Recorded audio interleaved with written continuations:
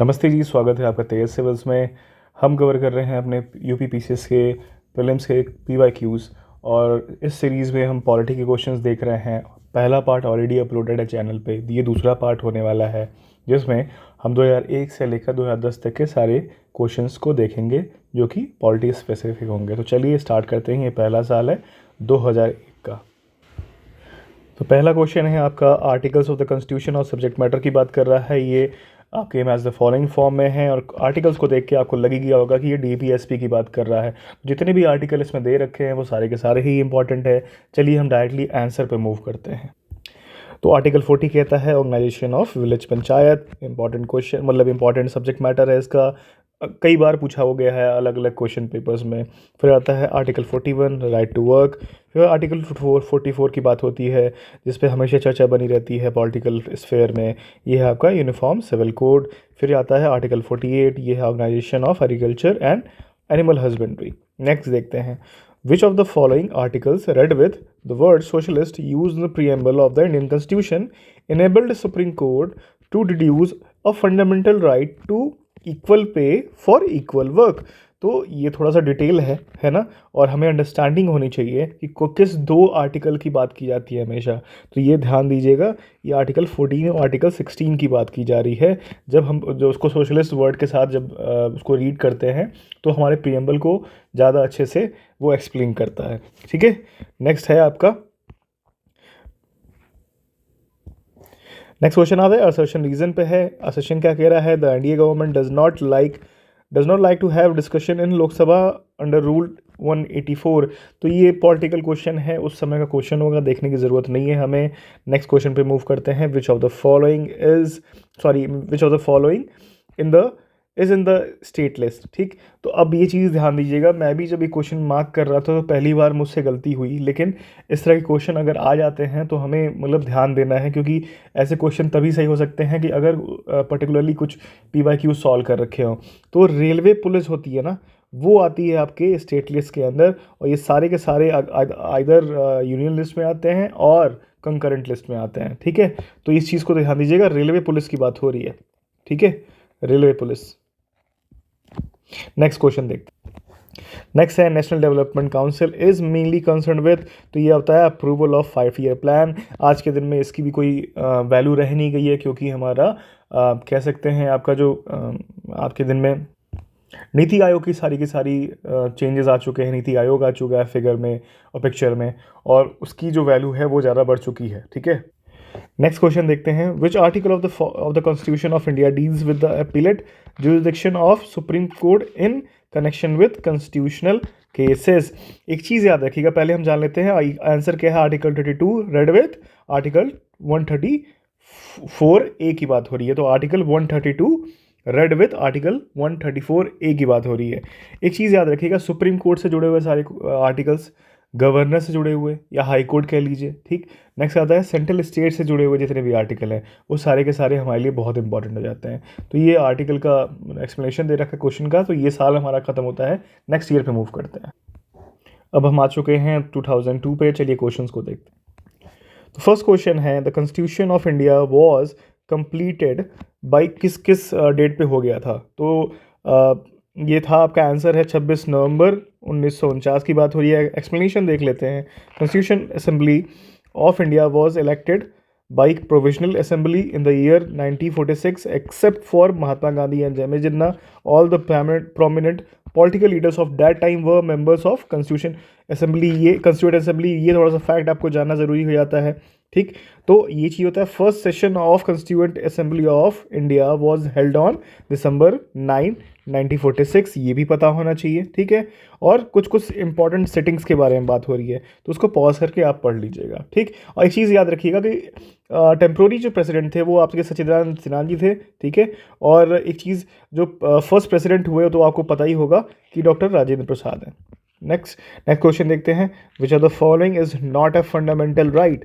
तो अब इसमें तो आपको पता ही है, simple question, right to property की बात हो रही है। तो जो 6 फंडामेंटल राइट्स की बात की जाती है वो कई बार जो आर्टिकल्स हैं उनका पूछ देता है क्या क्या होते हैं। तो राइट टू इक्वालिटी आता है, राइट टू फ्रीडम आता है, राइट अगेंस्ट एक्सप्लॉयटेशन आता है, right to freedom of religion आता है, कल्चरल एंड एजुकेशनल राइट्स आता है, और राइट टू कॉन्स्टिट्यूशनल रेमेडी आता है। ठीक है, रेमेडीज आता है। ठीक, नेक्स्ट क्वेश्चन देखते हैं, who among the following is appointed by president. तो ये आपको पता होना चाहिए कि तीनों के तीनों, यानी attorney general of India, comptroller and auditor general और गवर्नर ऑफ स्टेट, तीनों के तीनों अपॉइंट किए जाते हैं किसके द्वारा? प्रेसिडेंट के द्वारा। आर्टिकल्स देख लेते हैं। आर्टिकल 76 कहता है attorney general of India, article 148 कहता है सीएजी, वो आर्टिकल 156 के बाद कहता है अपॉइंटमेंट ऑफ गवर्नर की बात करता है। नेक्स्ट आते हैं, how many states and UTs are there in India. तो ये चीज़ें चेंज हो गई हैं। लेटेस्ट फैक्ट क्या है? तो जब से एबॉलिश किया गया था जम्मू एंड कश्मीर के स्टेटहुड को और 2 यूटीज़ नहीं बने, तब से क्या हो गया आपका 28 स्टेट्स और 8 यूनियन टेरिटरी हो चुके हैं। ठीक, नेक्स्ट क्वेश्चन देखते हैं, which one of the following motions has contextual relationship with union budget. अब आपको ये पता होना चाहिए कि censure motion, call attention motion, adjournment motion, ये सारे के सारे एक तरह से मतलब बजट से रिलेटेड नहीं है। अदरवाइज कह सकते हैं कि गवर्नमेंट और मिनिस्टर को कह सकते हैं क्वेश्चनेबल पोजीशन पे लाने की बात होती है। ठीक है, तो अर्जेंटमेंट मोशन में आप कह लीजिए 50 की मेंबरशिप की आप सपोर्ट की ज़रूरत होती है।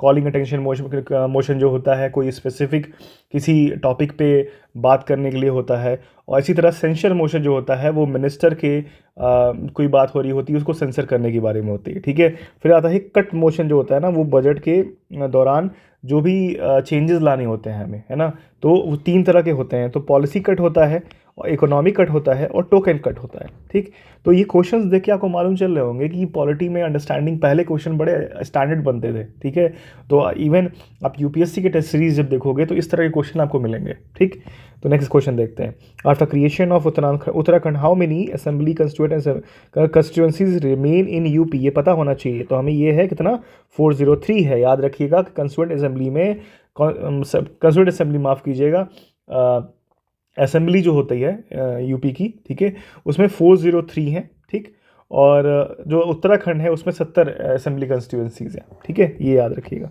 नेक्स्ट आपका, which article of the constitution provides that it shall be endeavour of every state to provide adequate facility for instruction in the mother tongue at primary stage of education. तो ये अब नहीं भूलना चाहिए, आर्टिकल 350A की बात कर रहा है। ये ना भूले कि अगर मदर टंग में जब एजुकेशन इम्पार्ट करने की बात आती है तो कॉन्स्टिट्यूशन में कहाँ मेंशन है, तो 350A की बात हो रही है। नेक्स्ट क्वेश्चन याद देखते हैं, which of the following has banned floor crossing by member elected on party ticket to legislative. तो ये आपको पता होना चाहिए कि एंटी डिफेक्शन एक्ट की बात कर रहा है, और ये किस कॉन्स्टिट्यूशनल अमेंडमेंट बिल की बात हो रही है, तो ये आपका 52 है ना, 52। ठीक है, तो ये याद रखिएगा। और ये इससे क्या हुआ था, 10th शेड्यूल ऐड हुआ था। ठीक है, तो 10th शेड्यूल की बात हो रही है, ईयर है 1985, और 52nd कॉन्स्टिट्यूशन अमेंडमेंट की बात हो रही है। ठीक है, नेक्स्ट है आपका, बॉन्डेड लेबर सिस्टम और abolition act was enacted in India in किस ईयर में हुआ था। तो ये आपका 9 फरवरी 1976 में हुआ था। तो इसमें नहीं है, लेकिन ये आपको पता होना चाहिए कि 1976 की बात हो रही है। इस तरह के क्वेश्चन पूछ देता है अक्सर यूपीपीसीएस में, तो ये याद होना चाहिए आपको। चलिए नेक्स्ट ईयर पे मूव करते हैं। अब हम आ चुके हैं 2003 पे। चलिए क्वेश्चंस को देखते हैं। तो फर्स्ट क्वेश्चन है, under the provision of right to freedom of religion are included. क्या क्या इंक्लूडेड है, तो ये देख लेते हैं। डायरेक्टली हम देखते हैं आंसर क्या क्या क्या इंक्लूडेड है, और एक बार देख लेंगे क्या इंक्लूडेड नहीं है। तो फर्स्ट आता है राइट टू प्रोपोगेट रिलीजन, ये इंक्लूडेड है। ठीक, फिर आता है right of the Sikhs to wear six sorry माफ़ कीजिएगा, मतलब इंग्लिश बोलते बोलते थोड़े से प्रोनाउंसिएशन मिक्स हो जाती है, टू वियर कैरी किरपान्स। ठीक है, फिर आता है right to the state to legislate for social reform, ये भी इंक्लूडेड है। क्या नहीं इंक्लूडेड है देख लेते हैं, right of religious bodies to secure conversion of people to their own faith.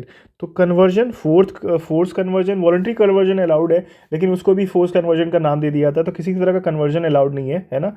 और बाकी तीनों, है ना, इस तरह के तीनों को अगर स्टेटमेंट आपको देखते हैं तो आंख मूंद के मारेगा, धका धक। ठीक है, नेक्स्ट आता है, Constitution of India does not clearly provide for the freedom of press, but this freedom is implicit। तो ढेर सारी कुछ चीज़ें होती हैं आर्टिकल 19 और आर्टिकल 21 में एक्सप्लिसिट है, कुछ इम्प्लिसिट हैं। तो ये पर्टिकुलरली आर्टिकल जो है, ये क्लॉज जो है फ्रीडम ऑफ प्रेस की बात की जा रही है। तो राइट टू कह सकते हैं, right to freedom of press की बात की जा रही है। तो freedom of speech and expression में आता है, जो कि आपका article 91 sub clause A, sub clause 1 sub clause A की बात की जा रही है। ठीक है। तो the press a powerful medium of mass communication should be free to play its role in building strong viable society. अब कितनी आज के दिन में फ्री है वो तो क्वेश्चनेबल चीज़ें हैं। नेक्स्ट आता है कि मतलब ये स्टेटमेंट बोलने का मेरा मतलब यही था कि प्रेस फ्रीडम इंडेक्स में इंडिया की रैंकिंग बहुत ख़राब है। कितनी है? पॉज कीजिएगा वीडियो, सर्च कीजिएगा, कौन रिपोर्ट निकालता है वो सर्च कीजिएगा। नेक्स्ट आता है, which one of the following provision of the Indian constitution deals with the appointment and dismissal of council of minister. तो ये आपको 2 से 3 आर्टिकल है ना, कि कैसे अपॉइंट होंगे, कौन कौन इंक्लूडेड रहेगा, प्राइम मिनिस्टर का रोल क्या होता है प्रेसिडेंट के लिए। ठीक, तो ये आपका पढ़ना आपका होमवर्क है। तो आर्टिकल 75 होता है जिसमें बात की जाती है appointment and dismissal of council of minister. एक बार पढ़ते हैं। Article 75 is the constitutional provision that deals with the appointment and dismissal of council of ministers. Article 75 of the Indian constitution mentions that prime minister is one who is appointed by the president. ठीक है। फिर article आता है, article 74 ए की बात की जाती है। क्या कहता है वो? States that there shall be a council of minister with a prime minister at the head to aid and advice president. तो आर्टिकल 74 आपने देख लिया, आर्टिकल 75 देख लिया, अब आपको याद रहना चाहिए। ठीक है। नेक्स्ट आता है, comptroller and auditor general of India appointed by, हम सबको पता है भैया, इतना तो हमें पता ही है, प्रेसिडेंट की बात होती है। अच्छा हाँ, एक चीज़ मैं बोलना चाहूँगा, मैंने फ्री डॉक्यूमेंट में प्रोवाइड कर रखा है, टेलीग्राम ग्रुप पर जाइएगा, वो डॉक्यूमेंट डाउनलोड कीजिएगा। 2 होंगे, है ना, और इम्पॉर्टेंट टॉपिक्स के बारे में होगा। तो उसमें मैंने कंपैरिजन चार्ट दे रखा है, जितने भी कॉन्स्टिट्यूशनल बॉडीज़ हैं, जितने भी नॉन कॉन्स्टिट्यूशनल बॉडीज़ हैं। यही वो लास्ट समय होता है जिसमें आप constitutional bodies plus non constitutional bodies को जितनी भी उसके डिटेल्स हैं, जितने भी उसके निटिकटीज़ हैं, फैक्चुअल है, जितनी भी चीज़ें हमें मिलती हैं, अपॉइंटमेंट क्या होता है, कितना टेन्योर होता है, कौन रिमूव कर सकता है, कौन नहीं रिमूव कर सकता है, क्या प्रोसीजर है, क्या प्रोसीजर नहीं है। ठीक है। तो उसको पढ़ने का अभी ही टाइम होता है, तो आप उसको देख लीजिए। फिर आता है, एक बार देख लेते हैं एक्सप्लेनेशन में क्या लिख रखा है। Controller and auditor general of India who has been given an independent position under the Constitution of India is the instrument that ensures and promote accountability of the executive to parliament। तो article 4 article है, लेकिन majorly क्या होता है, article 148 की बात करते हैं तो 4, लेकिन 4 हैं। कौन कौन से? आर्टिकल 149, 50 एंड 151 की बात की जा रही है। Defines the basic structure of institution of CAG of India. Next आता है, acting chief justice of India, chief justice of supreme court in India is appointed by, तो ये प्रेसिडेंट द्वारा अपॉइंट किया जाता है। नेक्स्ट क्वेश्चन देखते हैं, ये JNK पे क्वेश्चन था जो आज के लिए, ये हमारे आज के दिन में कोई काम का नहीं है। ठीक, writ issued by the judiciary enjoining upon the executive to do what if should have done within the stipulated power is called। तो ये 4-5 तरह के आपके पास रेट्स होते हैं, सबके बारे में पता होना चाहिए। तो मैंडमस का तो ये होता है कि जुडिशरी आप एग्जीक्यूटिव को बताएगी कि क्या करना है क्या नहीं करना है। इसी तरह से प्रोहिबिशन में जुडिशरी बोलती है ऊपर से कि तुम भैया, लोअर कोर्ट को बोलती है कि तुम रुको, तुम ये काम नहीं करोगे। ठीक है। हेबियस कॉर्पस में होता है कि टू हैव द बॉडी, कि अगर इलीगली किसी को डिटेन किया गया है तो कोर्ट ऑर्डर देती है उसको छोड़ने का। इसी तरह आप क्यू वारंटो में जाकर देखेंगे कि आपको होमवर्क है कि इसका एक्सप्लेनेशन क्या है। ठीक है। नेक्स्ट क्वेश्चन देखते हैं, the electoral college which elects president of India comprises of. तो ये तो बहुत ही इंपॉर्टेंट पार्ट है, कई बार क्वेश्चन पूछा हुआ है, UPSC में भी पूछा हुआ है, UPPCS में भी पूछा हुआ, देख ही रहा है हमें। तो क्या होता है, elected members of both the houses of parliament. ठीक है भाई। Elected members of legislative assembly of all the states. ठीक है भाई। Elected members of legislative assemblies of Delhi and Puducherry. ठीक। तो ये 3 तरह के लोग होते हैं, लेकिन जब रिमूवल की बात होती है तो only elected members of parliament की बात की जाती है। ठीक है। और उसमें नॉमिनेटेड मेंबर्स भी इंक्लूड होते हैं, लेकिन इलेक्शन के दौरान नहीं होते हैं वो नॉमिनेटेड मेंबर्स, या फिर नॉमिनेटेड मेंबर्स होते हैं, या फिर कह लीजिए कि क्या बोलेंगे उसको, अभी जबान में नहीं आ रहा, छोड़ जानते हो, टाइम वेस्ट होगा। फिर आता है functions of election commission of India are. तो क्या है हम देख लेते हैं, to conduct all the elections of parliament and to state legislature. फिर आता है to conduct elections to the office of the president and vice president. ठीक है भाई। Superintendence direction and control of preparation of electoral rolls. तो ये तीनों के तीनों आपके आंसर हैं, तो इसको ध्यान से अच्छे से पॉज कीजिएगा, पढ़ लीजिएगा, क्वेश्चन बन सकता है। आर्टिकल कितना होता है ये आपका होमवर्क है कि इलेक्शन कमीशन के लिए। तो इस तरह से हमारा ये साल भी खत्म होता है, नेक्स्ट ईयर पे मूव करते हैं। तो हम आ चुके हैं अब टू 2004 पे। चलिए क्वेश्चंस को देखते हैं। फर्स्ट क्वेश्चन है which provision of fundamental rights is directly related to exploitation of children. तो आपको एफआर के, डीपीएसपी के और फंडामेंटल ड्यूटीज़ के जितने भी 11 आपके ड्यूटीज़ हैं आपको कंठस्थ होना चाहिए, है ना, पॉलिटी में। तो ये इसका क्या है, आर्टिकल 24 की बात कर रहा है। तो article 24 of the fundamental rights is directly related to exploitation of children. ठीक है, तो it provides that no children below the age of 14 years shall be employed to work in any factory or mine or engaged in any hazards employment. उसके बाद एक act भी पास किया गया 2016 में, अलग अलग उसके जितने भी इंडस्ट्रीज़ थे उसको कुछ कुछ को एक्सक्लूड किया गया। होम इंडस्ट्रीज़ जो थी, होम ग्रोन इंडस्ट्रीज़ में उसको अलाउ किया गया। तो बहुत ही एक्सेप्शंस हैं, ढेर सारे लोग उसका लूप होल बना के यूज़ भी करते हैं। चलिए वो बात की डिस्कशन की बात है। नेक्स्ट क्वेश्चन देखते हैं। Who has a right to seek advisory opinion of the supreme court of India on any question of law. तो ये आपके प्रेसिडेंट साहब हैं। आर्टिकल हमें पता होना चाहिए। तो आर्टिकल है हमारा कितना, 143। Article 143 of the constitution is regarding power of president to consult supreme court. अब जब एक डिटेल देखना, बात इसमें देखना है भी होगा तो अच्छी बात है। If at any time it appears to president that a question of law और फैक्ट है अराइजन और likely to arise which is of such nature और and of such public importance that it is expedient to obtain opinion of Supreme Court upon it, he may refer the question to that court for consideration. The court may, after hearing as he thinks fit, reports to President in its opinion thereon. अब एक चीज़ और है कि किन matter में supreme court bound होता है, किन मैटर में बाउंड नहीं होता है ओपिनियन देने की। ये आपका होमवर्क है। यूपीपीसीएस में नहीं पूछेगा, लेकिन फिर भी नॉलेज बेस के लिए आपको जानना बहुत ज़रूरी। यूपीएससी वाले जो लोग होंगे, देख रहे होंगे, वो ज़रूर देख लेना एक बार। नेक्स्ट आता है the vacancy of the office of president of India must be filled with in, सबको ये पता है, 6 महीने में। ठीक है, और एक चीज़ और इंटरेस्टिंग बात है कि इस 6 महीने कुछ भी रीज़न से अगर किसी वैकेंट है तो इंडियन केसेस में क्या होता है कि इंडियन केसेस में अगर वाइस प्रेसिडेंट एक्टिंग प्रेसिडेंट बन जाते हैं और 6 महीने के अंदर इलेक्शन होना है। लेकिन अगर यही केस अगर यूएसए में होता तो हाउस ऑफ कार्ड्स जिसने देखा होगा ना, तो मालूम, उनको पता होगा कि अगर ये केस यूएसए में होता कि अगर वाइस प्रेसिडेंट का चार्ज ले रहे हैं तो रिमेनिंग टाइम पीरियड के लिए वो प्रेसिडेंट का काम करते हैं। मान लीजिए 4 साल का उनका टेन्योर होता है, तो आधे मतलब पहले 6 महीने में ही कुछ इशू हो गया और उनको वैकेंट करना पड़ा वो स्पेस। ठीक, तो अगर उसके बाद क्या होगा कि 3.5 साल तक के लिए उनका वाइस प्रेसिडेंट वहाँ पे प्रेसिडेंट बना रहेगा। तो नेक्स्ट क्वेश्चन देखते हैं। The electoral college of presidential election consist of, तो अब देखते हैं all elected members of union parliament and state legislature assembly. तो असेंबली स्टेट में और यूटीज़ में दोनों आएगा। इसमें आधा अधूरा लिख रखा है, लेकिन ये याद रखिएगा कि यूटीज़ भी इंक्लूडेड है। नेक्स्ट आपका in any state of India legislative council can be created और एबॉलिश्ड। तो इसका आंसर क्या होगा, by parliament as per the resolution pass by legislative assembly of the state. तो पहले लेजिस्लेटिव असेंबली उस स्टेट की पास करेगी। अगर मान लीजिए फॉर एग्जाम्पल यूपी में नहीं होता है, लेकिन मैं बोल रहा हूँ फॉर एग्जाम्पल नहीं होता, तो पहले यूपी की असेंबली एक रेजोल्यूशन पास करती, पार्लियामेंट को भेजती, पार्लियामेंट इस रेजोल्यूशन पे डिस्कशन करती और क्रिएट करती। ये अंडर आर्टिकल 368 के अंदर नहीं आता है, तो कॉन्स्टिट्यूशनल अमेंडमेंट बिल के अंदर नहीं आता है। ये नॉर्मल सिंपल मेजॉरिटी से पास होता है। ठीक है, तो ये याद रहिएगा आप। ठीक है, तो फिर से आता है आपके क्या कहते हैं, क्वेश्चन आपका JNK से है, तो हमें देखने की ज़रूरत नहीं है। और नेक्स्ट क्वेश्चन देखते हैं।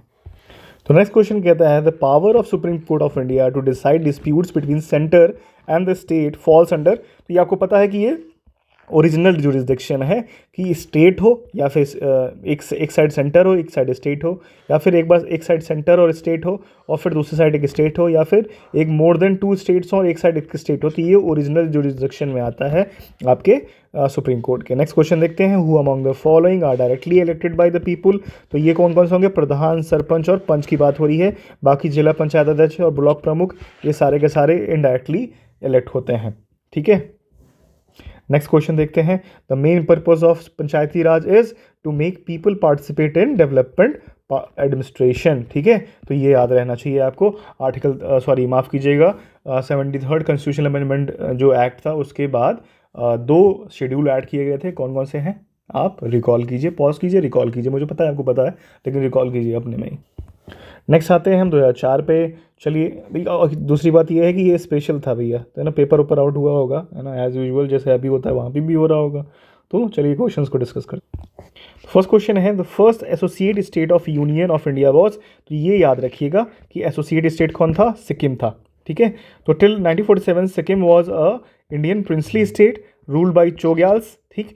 फिर 1974 में Sikkim express is desire for greater association with India, तो according to 35th constitutional amendment act 1974 was enacted by the parliament, तब इसको इंक्लूड किया गया था सिक्किम को, ठीक है। तो नेक्स्ट आता है आपका एसेशन रीजन की बात आती है। एसेशन क्या कहता है, India as a republic, reason क्या कहता है, in India constitution provide for division of power among union. भाई ये दोनों सही है लेकिन ये इसको एक्सप्लेन नहीं कर रहा है। अब इसका ये एक्सप्लेनेशन होता कि इंडिया में कोई हेरिडेटरी रूलर नहीं है ना, इलेक्टेड प्रेसिडेंट होते हैं, इसलिए ये रिपब्लिक है, ठीक है। तो ए और बी दोनों सही है लेकिन एक्सप्लेन नहीं कर रहा है। नेक्स्ट है article in constitution of India related to eradication of untouchability, तो ये आपका आर्टिकल 17 की बात होती है। एक बार देख लेते हैं कौन कौन सा एक्सप्लेनेशन दे रखा है।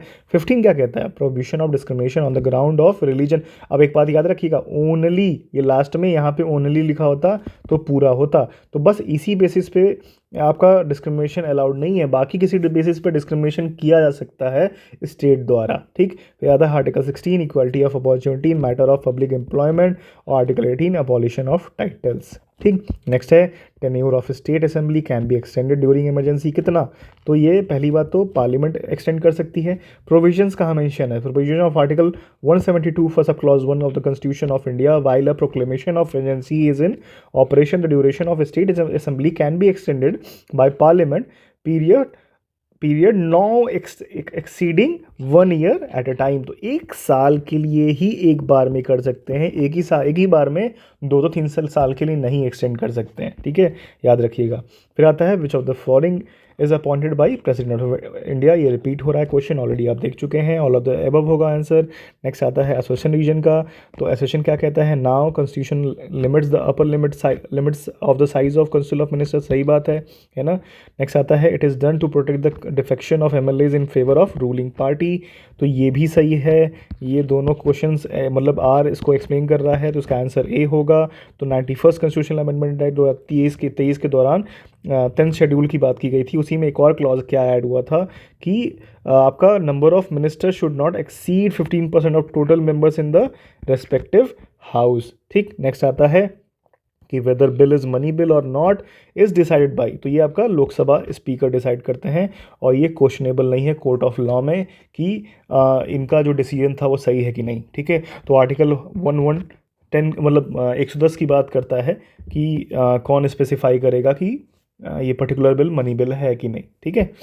नेक्स्ट आता है which of the following state has by cameral legislature, अब ये आपको पता होना चाहिए कितने स्टेट्स हैं, 6 स्टेट्स हैं, ठीक है। तो Andhra Pradesh, Bihar, Karnataka, Maharashtra, Telangana and UP, 6 states हैं जहाँ पे लेजिस्लेटिव असेंबली है। नेक्स्ट आता है which of the following is directly elected from people, तो ये आपको पता होना चाहिए, ग्राम प्रधान की बात कर रहा है ना, और ये सारे के सारे इलेक्टेड नहीं होते हैं। नेक्स्ट आता है 33% reservation for the women is implemented as constitutional provision, तो कहाँ पे, ये लोकल बॉडीज़ में। और जो अभी रिसेंटली बिल पास हो गया तो फिर इसके बारे में क्या ही बोलें, तो अगर क्वेश्चन आता है तो फिर आपको पता होना चाहिए, लेकिन ये पता होना चाहिए कि ये आर्टिकल जो है आपका 243D में मेंशन है, ठीक है ना, कॉन्स्टिट्यूशन के कि 33% ऑफ द रिजर्वेशन 33% रिजर्वेशन मिलना चाहिए कहाँ पे, of total strength in local bodies. तो इसी के साथ ये साल भी खत्म होता है, नेक्स्ट ईयर पे मूव करते हैं। तो नेक्स्ट ईयर है हमारा 2005। चलिए क्वेश्चंस को देखते हैं। तो फर्स्ट क्वेश्चन है which of the following statement is correct, तो स्टेटमेंट क्या करेक्ट है देख लेते हैं। क्वेश्चंस क्या दिए हुए हैं, constitution of India is presidential, गलत है। इंडिया इज टिटुलर मोनार्ची, ये भी गलत है। इंडिया इज एन एरिस्टोक्रेसी, ये भी गलत है। तो आंसर क्या होगा, India is a parliamentary democracy. Next आपका, इसमें तो किसी को डाउट नहीं होना चाहिए ना। नेक्स्ट है in a presidential form of government all executive powers are vested in, आपको पता है क्या, ये प्रेसिडेंट में होता है। नेक्स्ट है which provision of the fundamental rights is directly related to exploitation of children, तो ये आपका हम देख चुके क्वेश्चन रिपीट हो रहा है, आर्टिकल 24 में मेंशन है इसके बारे में। नेक्स्ट क्वेश्चन है कि the vacancy of the office of president must be filled with in 6 month. हम ऑलरेडी देख चुके हैं, थोड़ा सा एक्सप्लेन भी किया था मैंने, ये क्वेश्चन हमारे काम का नहीं है। नेक्स्ट क्वेश्चन देखते हैं, which of the following pairs of states has equal seats in Lok Sabha. अब ये थोड़ा सा इंपॉर्टेंट पार्ट हो जाता है कि आप जो लक्ष्मीकांत के स्टार्टिंग के चैप्टर्स में दे रखा है ना, कि किस स्टेट को कितना लोकसभा मिली हुई है, कितना राज्यसभा मिली हुई है और कितनी लेजिस्लेटिव असेंबलीज़ की सीट्स हैं, वो जाके देखोगे आप। आपका होमवर्क है, पॉज करो या फिर इस वीडियो के बाद कहीं नोट्स बना के रख लो कि देखने वाले हो, उसको लिख लो, है ना, कहीं पे कि तुम्हें देखना है। तो इसमें ये इसका आंसर में ये है कि आंध्र प्रदेश और वेस्ट बंगाल में। तो आंध्र प्रदेश आज के दिन में टूट गया, है ना, तो वो उस समय अब तेलंगाना बन गया उससे, तो ये क्वेश्चन तो सही होगा नहीं, तो ये मत देखिएगा, ये इसका आंसर मत ही याद रखिएगा। नेक्स्ट है, the first speaker against whom a vote of no confidence was moved in Lok Sabha. तो ये आपके जीवी मवलंकर जी थे। नेक्स्ट आते हैं, who among the following presides over the joint sitting of Lok Sabha and Rajya Sabha. तो आपको पता है ये स्पीकर होगा, अगर स्पीकर एब्सेंट होंगे तो कौन होगा वो आप कमेंट करोगे। नेक्स्ट है आपका कि जॉइंट सेटिंग, जो जॉइंट सेटिंग है वो आर्टिकल 108 में मेंशन है, ठीक है। नेक्स्ट है आपका हुआ 12th prime minister of India. तो क्वेश्चन काफ़ी पहले का है, तो आगे गुजराल हैं। तो इसी तरह से आपको जितने भी अभी लेटेस्ट जितने भी आपके पीएम साहब हुए, वाइस प्रेसिडेंट हो गए या फिर प्रेसिडेंट साहबा हो गई, तो वो उनके बारे में कौन से नंबर की हैं वो, ठीक है, उनसे पहले 4-5 लोग का नाम आपको पता होना चाहिए, नंबर्स पता होना चाहिए, क्योंकि कई बार क्या होता है कि 2 लोगों ने रिपीट किया हुआ है ना, एक ही इंसान ने कई बार रिपीट किया हुआ है। जैसे प्रेसिडेंट साहब पीएम मोदी जी हो गए, ये इनका सेकंड टेन्योर है। तो कहने के लिए तो नंबर ऑफ टेन्योर की बात की जाए तो नंबर ऑफ टेन्योर अलग होगा, लेकिन नंबर ऑफ प्रेसिडेंट की बात, जो अगर पर्सन की बात की जाए तो सेम होने वाले हैं, वो कम होने वाले हैं, ठीक है। तो इसी तरह से आपका होमवर्क है कि इसको आप लिख लीजिए और आप विकिपीडिया पे खोज लो यार, वहाँ मिल जाएगा आपको। नेक्स्ट आता है, the importance of Krishna and Bharati case lies in the fact that supreme court enunciated the doctrine of basic features of constitution. Next question है आपका, the committee which recommended a 3-tier panchayati raj system in India. तो ये आपको पता होना चाहिए, बलवंत राय Mehta committee की बात हो रही है, तो ये सबसे पहले इन्होंने ही रिकमेंड किया था, ठीक है। उसके बाद ढेर सारी कमेटीज़ आई थी, आपको क्रोनोलॉजी भी पता होनी चाहिए कि किस कमेटी का क्या टाइमलाइन है, क्या ईयर है। कई बार मैच द फॉलोइंग पूछ लेता है, कई बार ये पूछ देता है कि मतलब एब्सोल्यूट में पूछ देता है, तो आपको पता होना चाहिए, ठीक है। इसका भी मैंने फैक्चुअल जो होता है ना, वो भी डिस्ट्रीब्यूशन दे रखा है उस PDF में। हो सकता है कि मैं थोड़ा सा ईजी बनाने के लिए दोनों PDF का ड्राइव लिंक उसको दोनों का इस वीडियो के डिस्क्रिप्शन में ऐड कर दूंगा, ठीक है। चलिए नेक्स्ट ईयर पे मूव करते हैं। तो नेक्स्ट क्वेश्चन है आपका, नेक्स्ट ईयर है आपका 2006। चलिए क्वेश्चंस को देखते हैं। फर्स्ट क्वेश्चन है, the first day session of the Indian constituent assembly was chaired by. तो ये आपको अभी मैंने बताया, डॉक्टर सच्चिदानंद सिन्हा जी थे। Constituent assembly of India was elected by provisional assemblies in the year 1946 except Mahatma Gandhi. Explanation तो ऑलरेडी पढ़ चुके हैं, तो ये याद रखिए, डॉक्टर सच्चिदानंद सिन्हा जो थे वो first day of the session को वो चेयर किए थे। तो नेक्स्ट क्वेश्चन देखते हैं हम। नेक्स्ट है हमारा, the first law officer of the government of India is. तो ये आपको पता होना चाहिए, माफ़ कीजिएगा, अटॉर्नी जनरल ऑफ इंडिया की बात की जा रही है, जिनको आर्टिकल 76 में मेंशन किया गया है। नेक्स्ट क्वेश्चन देखते हैं। नेक्स्ट क्वेश्चन है, which of the following is not included in the directive principle of state policy की बात की जा रही है। तो देख लेते हैं क्या इंक्लूडेड है। प्रोविजन ऑफ लिकर इंक्लूडेड है, राइट टू वर्क इंक्लूडेड है, हम अभी देखे थे। आर्टिकल 41 की बात की जा रही है क्या? हाँ, तो यार अगर गलती हो गई तो माफ़ करना।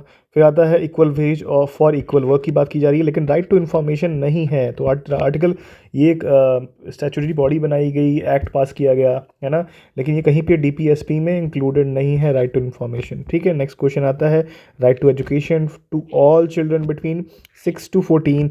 ये क्या कहता है, कहाँ पे है इंक्लूडेड, है ना। तो ये आपके फंडामेंटल राइट में इंक्लूडेड है। और आर्टिकल जब ये माफ़ कीजिएगा 86 कॉन्स्टिट्यूशनल अमेंडमेंट एक्ट पास किया गया, तो किसको चेंज किया गया था? आपको DPSP में भी चेंज लाया गया था, क्योंकि वहाँ पे मेंशन था 6 to 14 की बात की गई थी, लेकिन जब यहाँ पे चेंजेस आए तो वहाँ भी चेंजेस लाया गया। तो आर्टिकल 21A को इंक्लूड किया था कॉन्स्टिट्यूशन में। नेक्स्ट है, the controller and auditor general is appointed by president, he can be removed. तो ये होता है on an address from both houses of parliament. थोड़ा सा एक्सप्लेनेशन दे लेते हैं। Article 148 of the Indian constitution says that there shall be CAG who shall be appointed by president and shall only be removed from the office in like and manner as judge of Supreme Court which is on the address of both the houses of parliament. ठीक है, तो supreme court का जज जिस तरह से remove किया जाता है उसी प्रोसेस के थ्रू CAG भी रिमूव किया जाएगा। नेक्स्ट आता है who will decide the office of profit. तो president and governor and union parliament, ये दोनों मतलब कह लीजिए पोस्ट डिसाइड करते हैं। तो basic disqualification criteria for MP are laid down in article 102 of the constitution and for the MLA in article 191। ठीक है, तो इसको पॉज करके आप पढ़ लीजिएगा सारे के सारे क्लॉजेस। नेक्स्ट है आपका to be officially recognised by the speaker of Lok Sabha as an opposition group, a party और coalition of parties must have at least 60 members की बात की जाती है। ठीक है, तो ये याद रखिएगा। नेक्स्ट है आपका विच one of the following motion the council of ministers in India can move. तो ये होता है आपका कॉन्फिडेंस मोशन। तो एक होता है नो कॉन्फिडेंस मोशन, फिर एक होता है कॉन्फिडेंस मोशन। तो कॉन्फिडेंस मोशन को पास करने के लिए काउंसिल ऑफ मिनिस्टर्स पास कर सकते हैं, उसको एक मूव कर सकते हैं इसको। ठीक है, नेक्स्ट आता है how many times financial emergency has been declared in India so far. तो ये कभी आज तक नहीं हुआ। आर्टिकल 360 में बात की जाती है कि constitution of India is regarding provision as to financial emergency. Financial emergency shall cease to operate at the expiration of 2 months unless before the expiration that period it has been approved by resolution of both the houses of parliament. Next आता है which one of the following expenditure is not charged upon consolidated fund of India। तो कौन सा होता है, salary and allowances of vice president of India को charge नहीं किया जाता है। ठीक है, तो कोई अलग से प्रोविजन नहीं बनाया गया है वाइस प्रेसिडेंट की सैलरी वगैरह का। उसका जो प्रोविजन है ना, तो he paid salary as an ex officio chairman of Rajya Sabha of Indian parliament. तो ये याद रखिएगा। नेक्स्ट क्वेश्चन आता है which one of the following is the time limit for the ratification of an emergency period by parliament. तो ये आपका जो नेशनल इमरजेंसी की बात की जा रही है ये 1 मंथ है। तो article 352 of the Indian constitution is regarding the proclamation of emergency. President can proclaim emergency at any part of the country और whole India on the ground of war और एक्सटर्नल एग्रेशन और arm rebellion. President shall not issue a proclamation unless the decision of the Union Cabinet that such a proclamation may be issued has been communicated to him in writing। फिर आता है article 352 article sub clause की बात की जा रही है। asserts that every proclamation issued shall be laid before each of the House of Parliament and cease to operate at the expiration of 1 month unless before the expiration of 1 month। ठीक है, एक महीने के अंदर अप्रूव करना पड़ता है, बस यही कहानी है। ठीक है, नेक्स्ट आता है कि finance commission is primarily concern with recommending to president about क्या क्या उसका काम है। तो ये आपको पता होना चाहिए कि principle governing grants in aid to be given to the states, distributing the net proceeds of the taxes between the center and the states। फिर तो ये दोनों के दोनों आपका उसका फंक्शन है, प्राइमरी कंसर्न विद ये फिनेंस कमीशन है। ठीक है, नेक्स्ट क्वेश्चन को देखते हैं।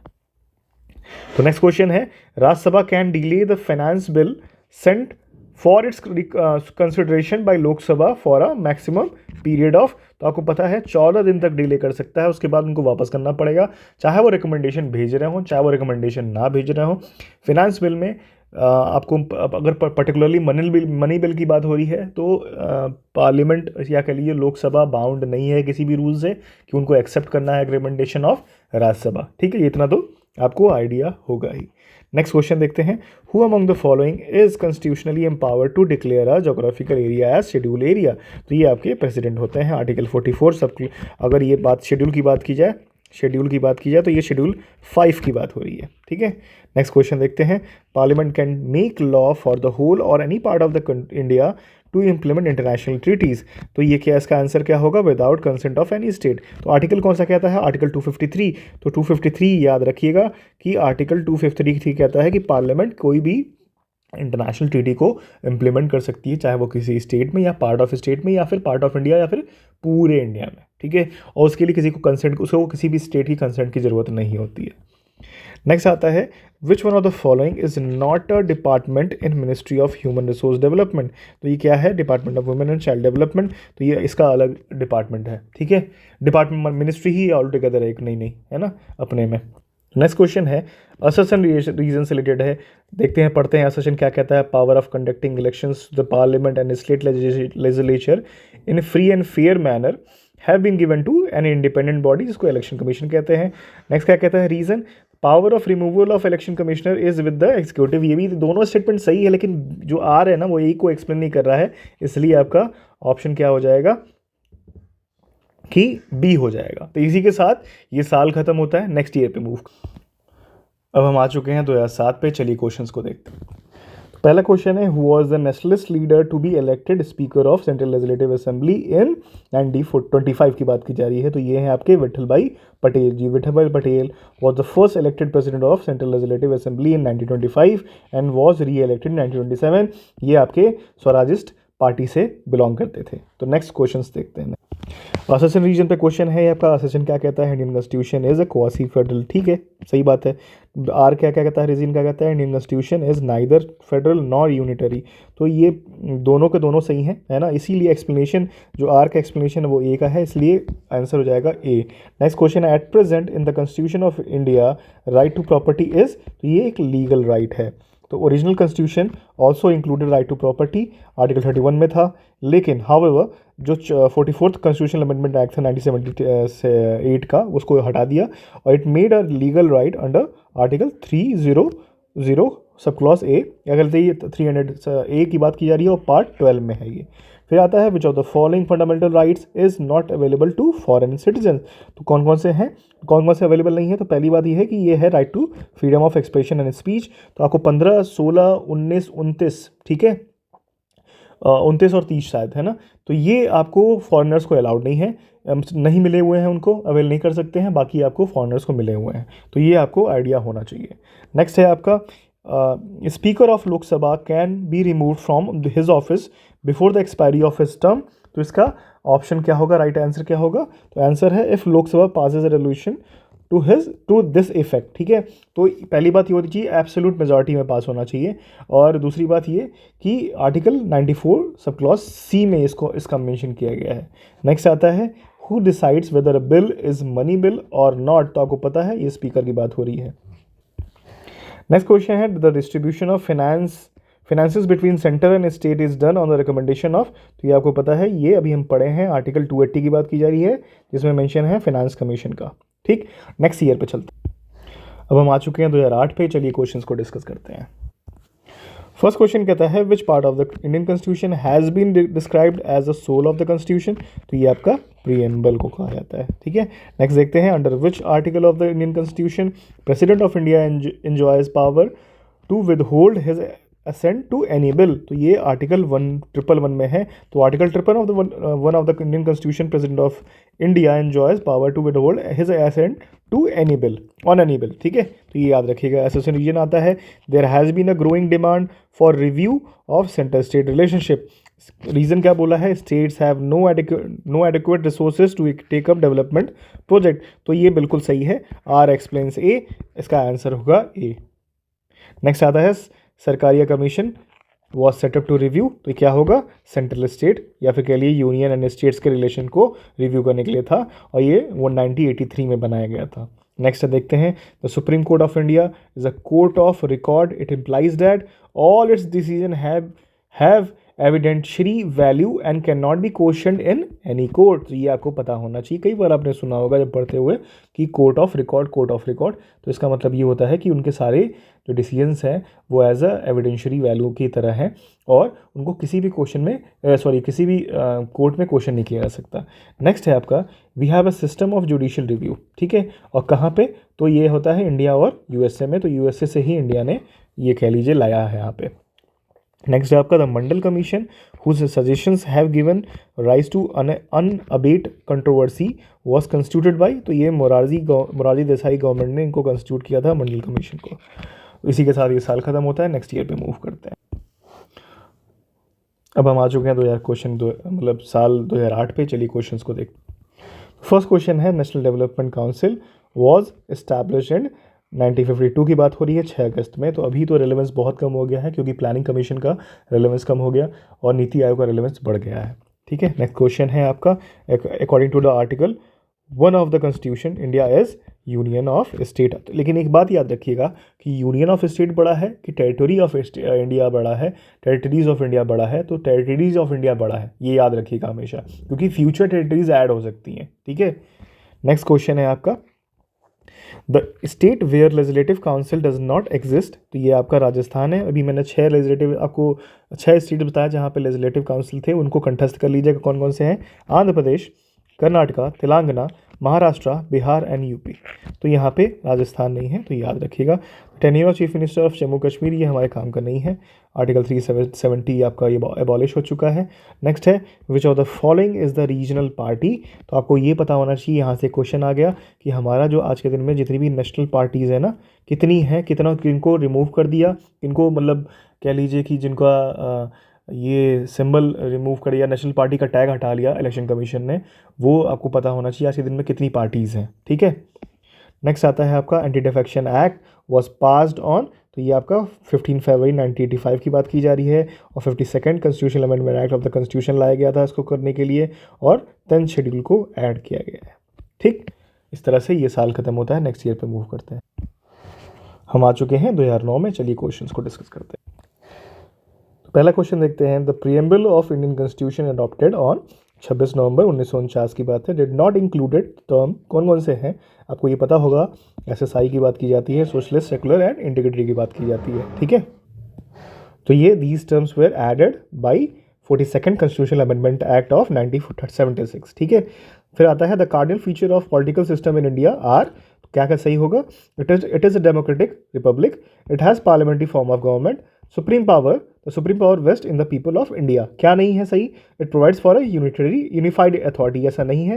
ये सेंटर और स्टेट दोनों के दोनों अपने पावर डिराइव करते हैं कहाँ से, कॉन्स्टिट्यूशन ऑफ इंडिया से। ठीक है, तो ये याद रखिएगा। नेक्स्ट आता है, consider the following statements and state which of the following is which of them is are correct with the help of given code, तो इसमें क्या होगा, the term union of state has been used in the constitution because Indian states have no right to secede, सही बात है। The S K. Dhar commission preferred recognition of state on administrative convenience rather than linguistic basis, ये भी सही बात है। The Congress committee under Pandit Nehru, Sardar Patel and Pattabhi Sitaramayya did not favour linguistic basis for reorganisation of state, ये तीनों के तीनों सही हैं, तो इसलिए ऑल ऑफ द 3 सही होगा।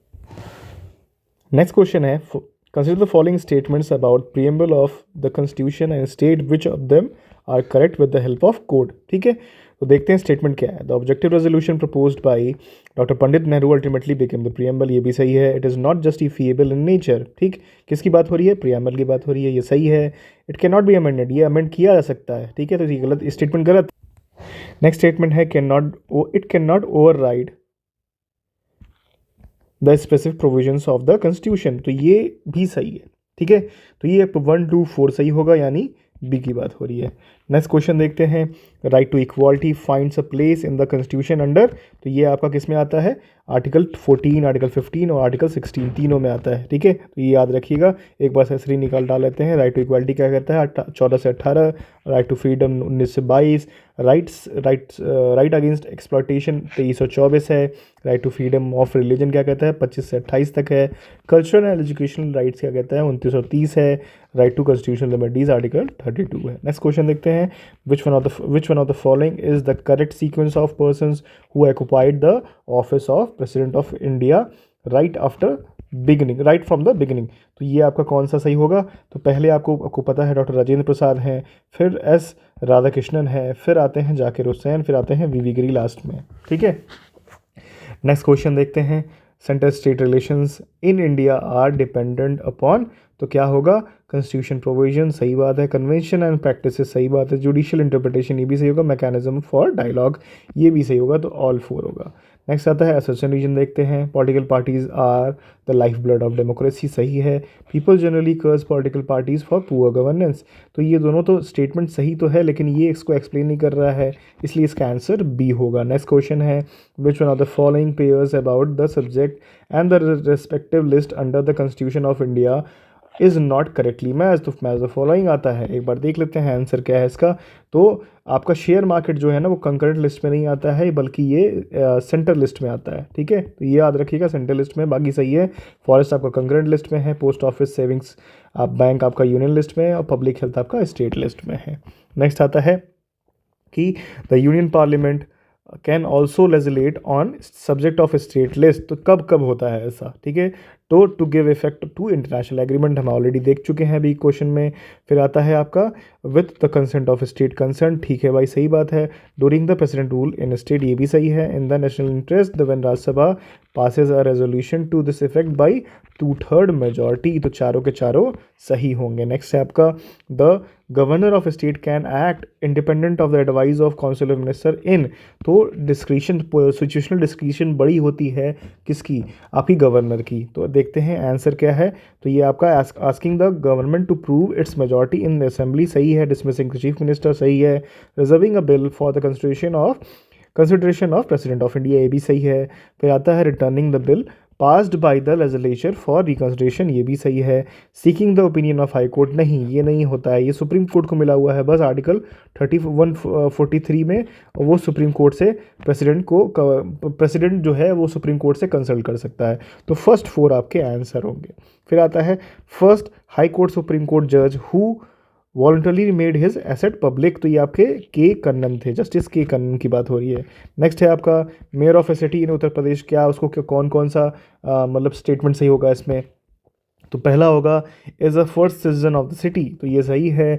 नेक्स्ट स्टेटमेंट देखते हैं कि is ex officio member of municipal corporation, ये भी सही है। Is x officio chairman of executive committee, ये भी सही है। तो आपका आंसर 1 2 3 होगा। और क्या नहीं होगा, एक्सरसाइज फुल कंट्रोल और एग्जीक्यूटिव मशीनरी, नहीं, वो सीईओ का हाथ में होता है, ठीक है। नेक्स्ट क्वेश्चन देखते हैं आपका, ये आपका मैच द फॉलोइंग हो गया। और क्या क्या होगा, झांसी में नगर निगम है, मछली शहर में नगर पंचायत है, टुंडला में नगर पालिका परिषद में है, सैफई में क्या है, क्षेत्र समिति है। जनरली इस तरह के क्वेश्चन आते नहीं, 1 2 बन सकते हैं, तो परेशान होने की जरूरत नहीं है ज़्यादा। अगर नहीं है, देखो एक 2 खोजने से तुम्हें मालूम चल जा रहा है तो ठीक है, तब तुम रिस्क ले सकते हो। अगर नहीं है तो ऐसे क्वेश्चन को अवॉइड करना चाहिए, ठीक। नेक्स्ट क्वेश्चन पे चलिए, नेक्स्ट ईयर पे मूव करते हैं।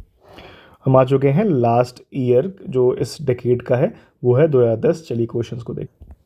फर्स्ट क्वेश्चन देखते हैं, the word secularism was inserted in the preamble of Indian constitution, कब हुआ, हम बात कर चुके हैं एसएसआई की। और ये 42nd कॉन्स्टिट्यूशनल अमेंडमेंट बिल था, एक्ट था सॉरी, और ये 1976 में ऐड हुआ था, और इसे मिनी कॉन्स्टिट्यूशन भी कहते हैं। नेक्स्ट है आपका मैच द फॉलोइंग है, आर्टिकल्स एंड 2 आपके कंटेंट है, ठीक है। तो देखते हैं क्या क्या सही होगा। आर्टिकल 14 क्या कहता है, राइट टू इक्वलिटी की बात करता है। फिर आप आर्टिकल 36 क्या कहता है, डायरेक्टिव प्रिंसिपल में है। आर्टिकल 74 है आपका काउंसिल ऑफ मिनिस्टर्स में। आर्टिकल 368 अमेंडमेंट प्रोसेस है, बहुत ही सुपर सिंपल क्वेश्चन है ये। नेक्स्ट आता है the provision of the calling attention notice restrict the scope of which of the following, तो ये है शॉर्ट ड्यूरेशन डिस्कशन का है, इसमें ज़्यादा डिटेल में डिस्कशन नहीं हो सकता है। The provision of calling attention notice has restricted the scope of the short duration discussions, ठीक। नेक्स्ट आता है the function of the protem speaker is to, तो स्वेरिंग सेरेमनी के लिए उनको चुना जाता है और प्रेसिडेंट चूज़ करते हैं, सीनियर मोस्ट मेंबर होते हैं ये, जो कि प्रोटेम स्पीकर जिनको बनाया जाता है। नेक्स्ट आता है आपका in which of the following committees there is no representation of Rajya Sabha, तो ये एस्टिमेट कमेटी होती है, 30 लोगों की कमेटी होती है ये, और सारे के सारे लोकसभा से चुने जाते हैं। नेक्स्ट आता है आपका the following states were created after 1960 after them arrange them in ascending chronological order, तो नागालैंड पहले आया, फिर हरियाणा आया, फिर मेघालय, और लास्ट में सिक्किम 1975, ठीक। नेक्स्ट आता है which one of the following writs is issued during the pendency of proceeding in court, तो ये है आपका प्रोहिबिशन को मैंने आपके साथ डिस्कस किया था, एक क्वेश्चन ऑलरेडी आया था, लेकिन आपका फिर से होमवर्क है कि आपके पास 5 के 5 आपके जितने भी रेट्स आपके सामने हैं उनको आप अच्छे से पढ़ के जाएं, ठीक है। नेक्स्ट आता है the expenses of public service commission of the Uttar Pradesh are charge upon, तो ये होता है consolidated fund of state. Next आता है the provision regarding panchayats and municipalities were made in the Indian constitution in which year, तो ये आप सबको पता है 1993 की बात हो रही है, जब 73rd कॉन्स्टिट्यूशनल अमेंडमेंट एक्ट को पास किया गया था। तो इसी तरह और एक और चीज़ ऐड की गया था, पार्ट 9 ऐड हुआ था उस साथ। तो इसी के साथ ये 2010 का क्वेश्चन पेपर हमने डिस्कस कर लिया है, पॉलिटी के क्वेश्चंस डिस्कस कर लिए हैं। नेक्स्ट वीडियो में हम 2011 से 2022 तक के सारे क्वेश्चंस को डिस्कस कर लेंगे, तो होपफुली ये वीडियो आपको हेल्पफुल होगा। Thank you for watching.